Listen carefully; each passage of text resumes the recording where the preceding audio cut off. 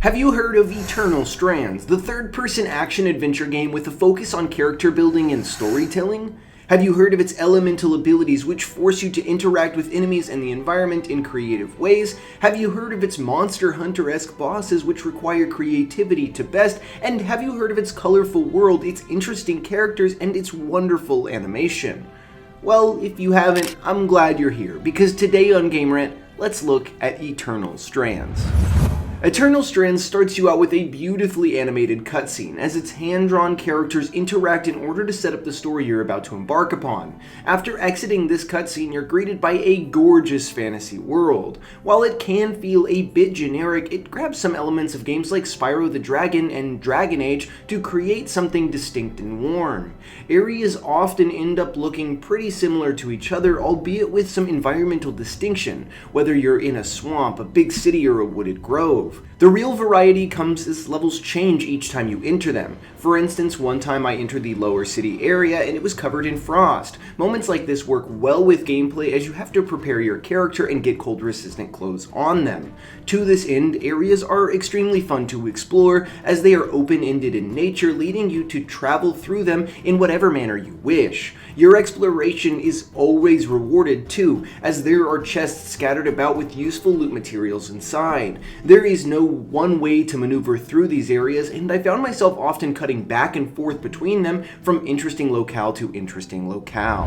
Where I think Eternal Strands truly shines though is in its gameplay. Eternal Strands is a game about toppling giant bosses and collecting loot from them. Intermixed between this are fun elemental puzzles, smaller enemies which can be dispatched of rather quickly but can sometimes pose a threat, and a beautiful sense of exploration. There are 9 main bosses, and they are what drive the game forward, as they possess crucial materials used to upgrade and craft new weapons, and they unlock new abilities for Bryn to use. Tracking them down is similar to Monster Hunter, as you have to follow clues and sometimes spot trails.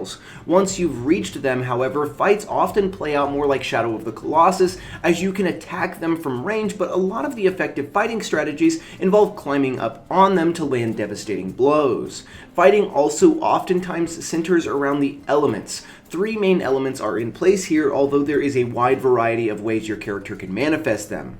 Fire, ice, and telekinesis elements are all attached to each boss, and defeating them gives a corresponding power. Using these powers is one of the areas the game truly finds its fun. Dispatching of smaller enemies by hurling them off of ledges, freezing them in place, or throwing your little fire guy at them is incredibly entertaining. Also, using these elements to navigate the world, to put heat on frozen areas, or to cross large gaps by creating a frost bridge means that you're often switching back and forth between them. The gameplay here is truly unique, and much of that comes from these abilities, which make the world feel incredibly interactive. Eternal Strands has a story, and oh boy does it have a lot of it. Whether you enjoy it or not is up to you, but there is a lot of storytelling on display here. It's all backed by a cast though that is quite enjoyable to talk to. They all have their own interesting opinions, wants, and needs, and a lot of that comes from former BioWare developer Mike Laidlaw, who directed the Dragon Age series. A lot of the questing you'll go on will be to progress their side stories, get items that you can use to craft new weapons with them, or upgrade their shops. The overall game story though is a lot. There's a lot of moving pieces, a lot of weird terminology, and a lot of details that the game wants you to care about, but there's just not that many reasons to care about them. It was really hard to get invested in the story, and I think most people who end up enjoying Eternal Strands will be there more for the excellent gameplay and the likable characters. Ultimately, Eternal Strands is a really unique game that has done a lot to set itself apart from others in the genre. It's taken elements from Breath of the Wild, Shadow of the Colossus, and Monster Hunter to create an extraction loop in a fantasy world that can truly get its hooks into you. Toppling bosses, exploring new regions, and interacting with characters back at home base is always a joy, and ultimately Eternal Strands will be the building blocks of something great for Yellow Brick Studios. Thanks for watching.